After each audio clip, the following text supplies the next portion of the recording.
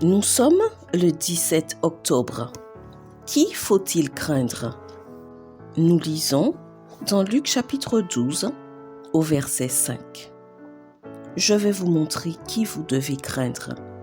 Craignez Dieu qui, après la mort, a le pouvoir de vous jeter en enfer. Oui, je vous le dis, c'est lui que vous devez craindre. La crainte de Dieu met fin à toutes les peurs que notre nature déchue nous fait éprouver ici sur terre.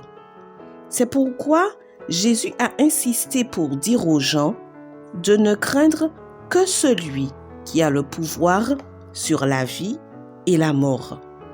Être un témoin fidèle pour Dieu peut motiver la colère des hommes. Cela a été vrai tout au long de l'histoire.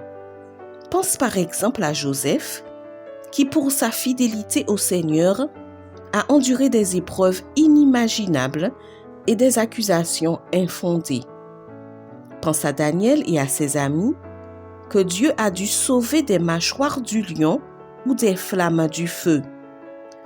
Pense à Mardochée.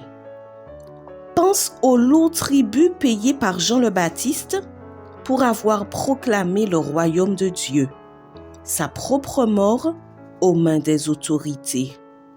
Rappelons-nous les grands héros de la Réforme, tels que Wycliffe, Huss, Jérôme ou Luther. Et que dire des Vaudois?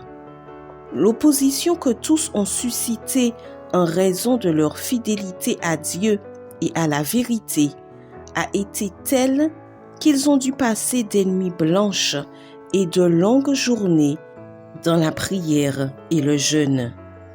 Mais leur profonde crainte de Dieu, leur vénération pour le Seigneur, leur a donné un courage indescriptible face à la persécution et à la mort. Ce même Dieu et ce même courage sont à ta disposition, toi qui crains le Seigneur de tout ton cœur et le révères de toute ton âme. Choisis de le craindre, car le mal des ennemis, aussi cruel qu'il puisse nous paraître, sera toujours un mal passager. Ne laisse pas la peur t'empêcher de travailler pour la cause du Christ. Il y a encore beaucoup de travail à accomplir. Le travail est grand et les ouvriers peu nombreux et craintifs. Madame White dit dans le livre Évangéliser, section 8, pages 218 et 216, je cite, « Quelles que soient les difficultés et les épreuves que vous ayez à affronter, faites confiance au Seigneur.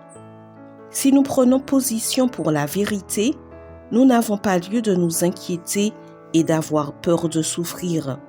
Si nous étions plus assidus à l'étude de la parole de Dieu, notre foi grandirait. J'ai vu que Satan essaie de nous devancer. Le temps dont nous disposons pour accomplir notre tâche est limité et Dieu nous appelle, en tant que prédicateurs et membres d'Église, à agir et à combattre individuellement. Des enseignants prudents comme des serpents et simples comme des colombes doivent venir prêter main forte au Seigneur contre les puissants. Nombreux sont ceux qui ne comprennent pas les prophéties qui se rapportent à notre époque, et il faut qu'ils soient éclairés. » Fin de citation. Père Céleste, donne-nous le courage de te servir et de parler de toi sans crainte. Bonne journée et que Dieu te bénisse.